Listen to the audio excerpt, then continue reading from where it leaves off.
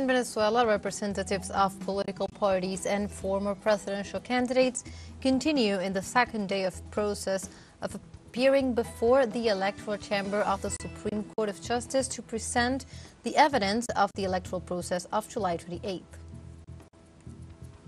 In the United States, the current President Joe Biden has stated that he is not confident that there will be a peaceful transfer of power after the presidential elections in November. And Nobel Peace Laureate Muhammad Yunus arrived in Dhaka, the capital of Bangladesh, to take over as the new leader of the interim government. Hello and welcome to From the South. My name is Beren de los Santos. I'm from the teleSUR studios in Havana, Cuba. We begin with the news. In Venezuela on Thursday, the appearances of the former presidential election candidates continue in the second day of hearings before the electoral chamber of the Supreme Court of Justice. In this sense, a cycle of hearings convened by the electoral chamber of the Supreme Court is underway with the appearance of the former presidential candidates of last elections of July 28th and their legal representatives. In this regard, the citizens Javier Bertucci, Daniel Ceballos, Claudio Fermin were summoned to appear before the court that aims to investigate and resolve the controversial appeal filed by the president of Venezuela, Nicolás Maduro.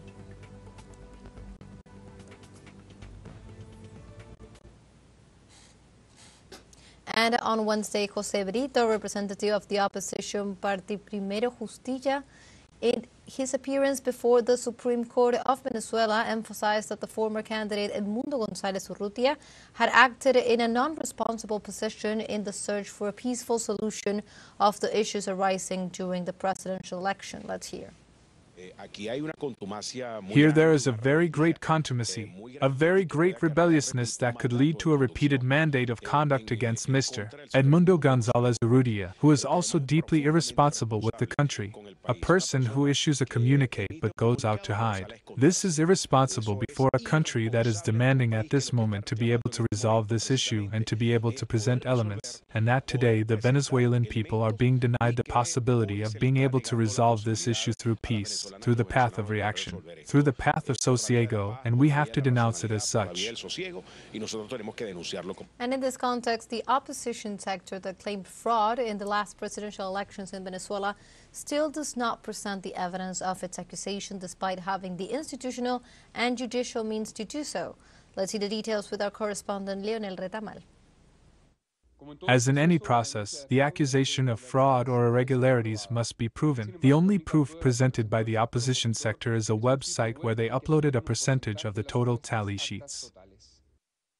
The STAR test loses strength a little more than a week after the controversy. Even more, it turns against them, because its veracity has been criticized by Chavismo and other opposition sectors. Those who denounce fraud are the fraudsters, says this Venezuelan lawyer. For instance, I make use of an accusation by accusing the other. This is when, as a very important example, the thief starts shouting, "Catch the thief," so that he can escape justice and escape from the pressure he could be victim of. This is what is actually happening. We have the fraudsters shouting fraudster at the other. According to Venezuelan law, his actions and statements may be considered a crime, since they usurp the functions of the electoral power, without considering those already initiated by the prosecution for the acts of violence and the calls for rebellion by the armed forces.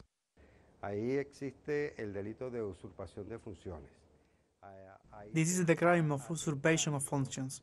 This is an attack against the Republic form of state because the democratic system is being undermined. There is a self-proclamation that is nothing more than authoritarianism and dictatorship.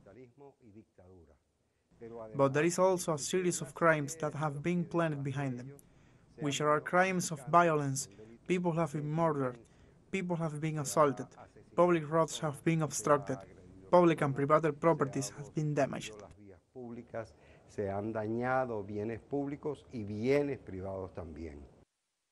Even by like-minded sectors such as this leader who attended the electoral inquiries of the judiciary. Because the only institution authorized to carry out the process of justice and authorized to carry out electoral processes, totalize, adjudicate, and proclaim is the National Electoral Council. The judicial process that is underway is not a challenge to the process, but a power of the judiciary to investigate and confirm the process, at the request of the winning candidate. This instance has also been ignored by those who denounce fraud. They do not know it precisely because they do not have the evidentiary capacity to go to the court to deliver the tally sheets that they have. Because all the tally sheets issued by the electoral machines are delivered to the witnesses of each one of the participating parties. The judiciary's inquiries continue, while the country gradually returns to normality. teleSUR, Caracas, Venezuela. Now let's take a short break, but remember you can join us on TikTok at teleSUR English, where you will find news in different formats, news updates, and much more. We'll be right back. Stay with us.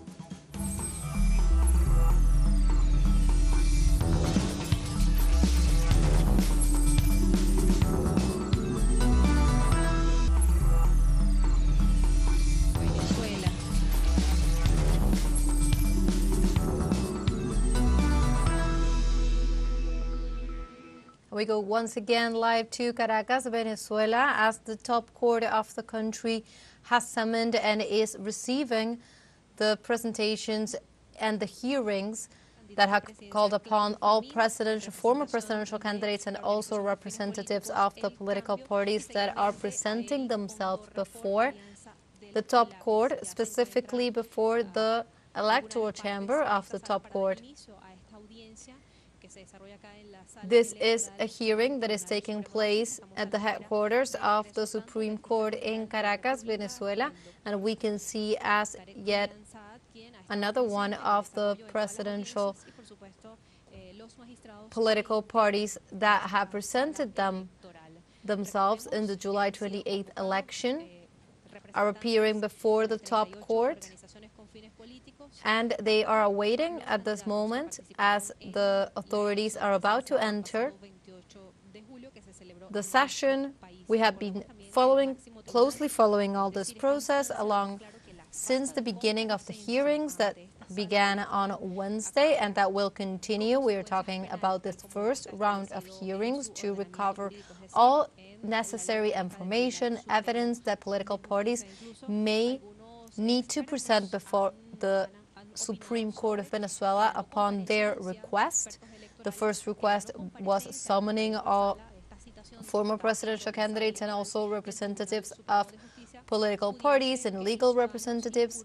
So this is what we are seeing now. Different candidates that took part in the July 28th elections have been going through the headquarters of the Supreme Court of the Electoral Chamber all along yesterday. This is Wednesday 16th, and now Thursday, the same thing. We are looking at the current hearing that is about to begin as the authorities are about to enter the hall. Let's recall that this process was initiated by the contentious appeal filed by Nicolás Maduro, president of Venezuela.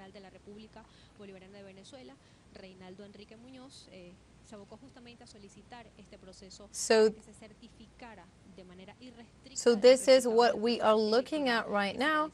The contentious appeal filed by Nicolás Maduro led to the Supreme Court to taking charge of this investigation, thorough investigation into the entire electoral process of July 28th, from before, during, and after Election Day, also including a series of accusations and violent acts that follow the election.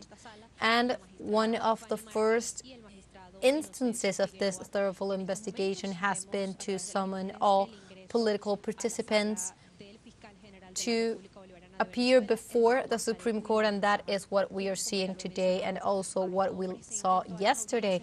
We have just seen the first authorities, in this case General Prosecutor Tarek William Saab, who came into the hearing. He also greeted the participants, and now we are waiting for the top authorities of this chamber, that is Carlicia Rodriguez, who will probably just in some minutes come into the chamber and initiate this hearing that we are seeing right now. Let's recall this is all part of the process of investigation that is being led by Venezuelan top court into the entire process. One of the aims is to clarify anything that needs to be clarified. Those were the words of President Nicolás Maduro in the face of what the government has also denounced as constant attacks from foreign media and also foreign powers.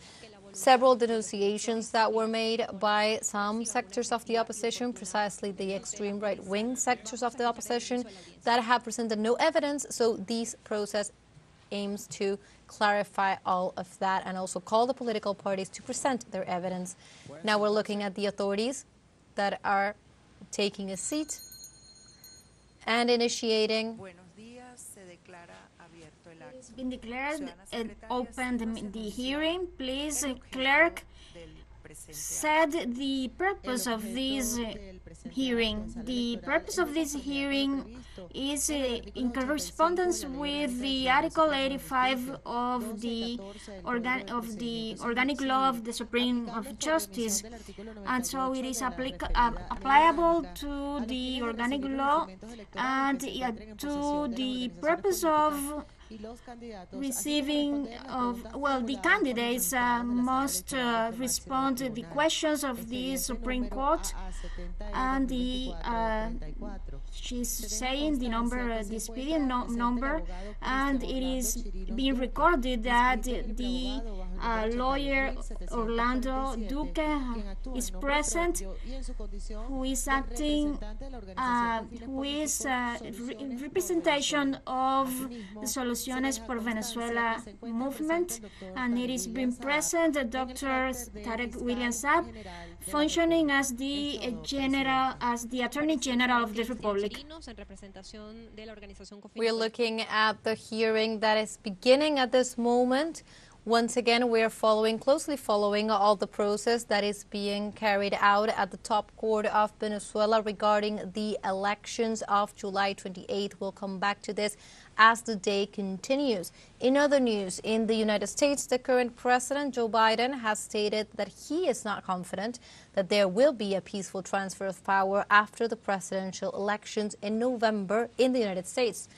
The U.S. president affirmed that the Republican candidate is serious after affirming in his speeches that there would be a bloodbath in the country in case that he loses the presidency. Furthermore, the head of state announced that Trump has not given a clear answer when asked if he would recognize an adverse electoral result. Biden also denounced the actions of the Republican-controlled Georgia State Election Board, which voted this week to give local officials more power over the certification of election results, claiming that Trump's formation seeks to undermine the popular vote in presidential elections.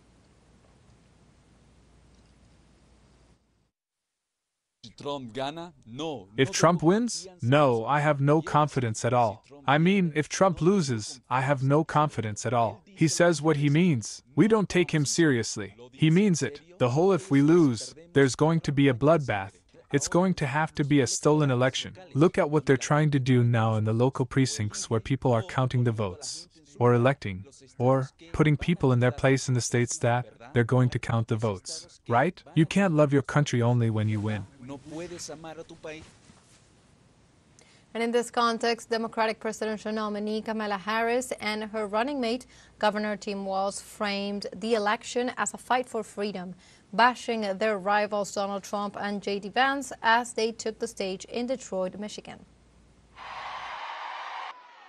He intends to surrender our fight against the climate crisis, and he intends to end the Affordable Care Act. You know what? If you want Donald Trump to win, then say that, otherwise I'm speaking.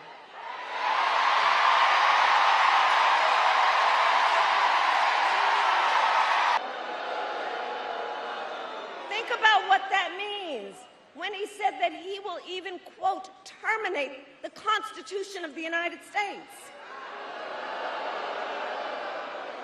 Because let us be very clear, someone who suggests we should terminate the Constitution of the United States should never again stand behind the seal of the President of the United States.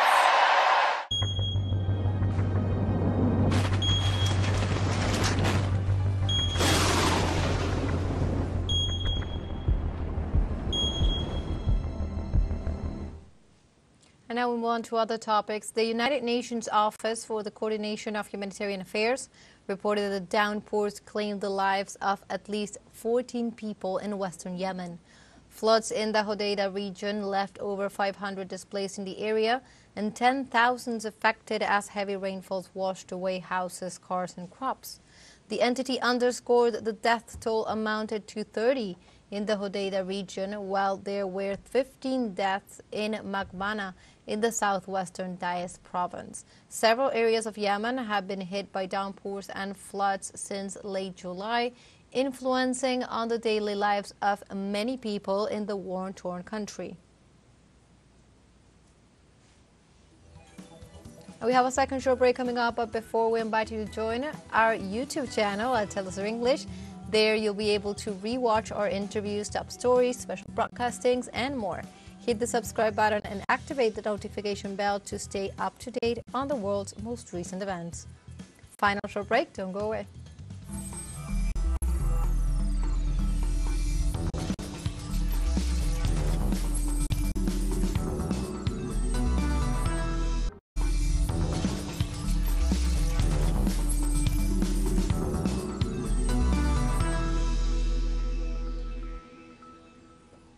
Welcome back from the South. Former Catalan leader Carles Puigdemont returned from exile after almost 7 years and may face an arrest warrant. The whereabouts of the pro-independence leader is unknown after having arrived in the country for the swearing-in ceremony of Salvador Illa. The Spanish authorities activated the cage device with controls in several ways out of Barcelona to try to locate Puigdemont, who is under a national arrest warrant accused of embezzlement. Previously, the former Catalan president staged an act in front of thousands of supporters and accused the Spanish state of persecuting the movement for the independence of Catalonia.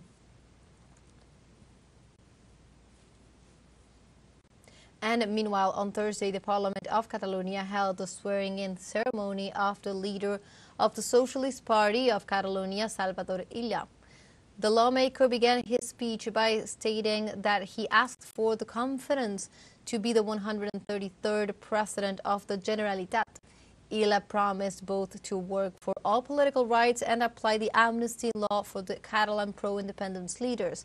Furthermore, the leader pointed out that his vocation is that the 8 million Catalans feel part of the same Catalonia within a plurinational Spain. Illa has the vote to be proclaimed president of a regional government of Catalonia with the support of the Esquerra Republicana de Catalunya, Puigdemont's former partners.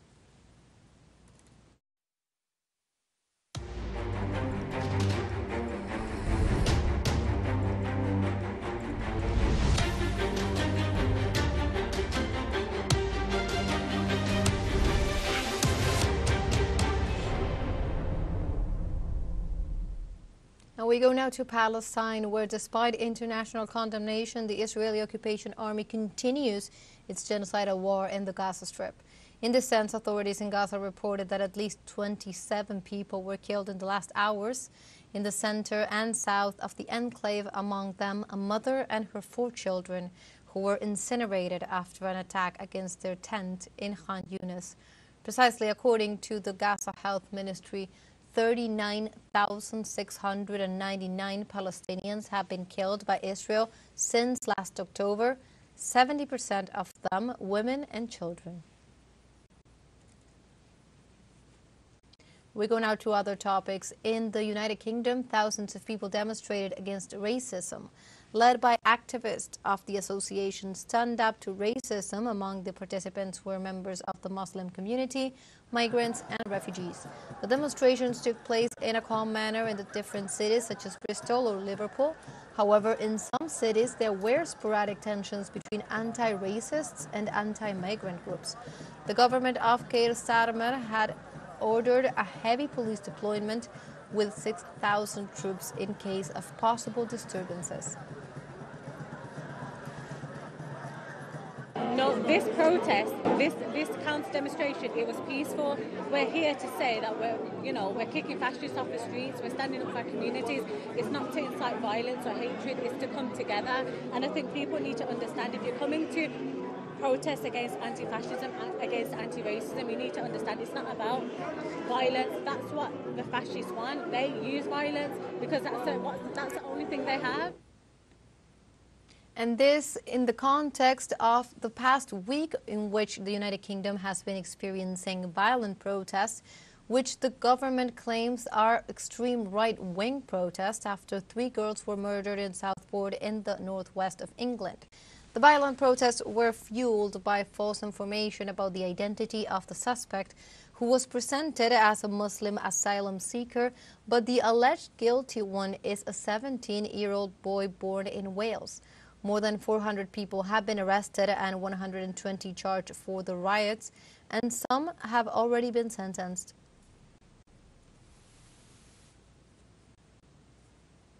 And on Thursday, Muhammad Yunus, the Nobel Peace Prize Laureate, arrived in Dhaka, the capital of Bangladesh, to take over as a new leader of the interim government.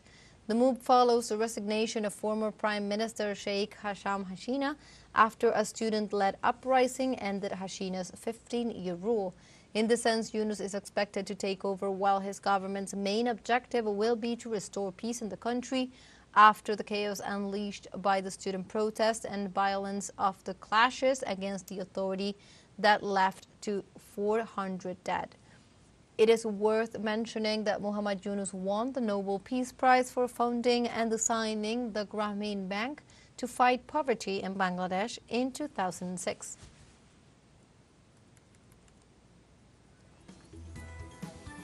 And like this, we have come to the end of this news brief. You can find these and many other stories on our website at telesurenglish.net. And also join us on social media. We are on Facebook, X, Instagram, Telegram, and also on TikTok. For TeleSUR English, my name is Belén de los Santos. Thank you for watching.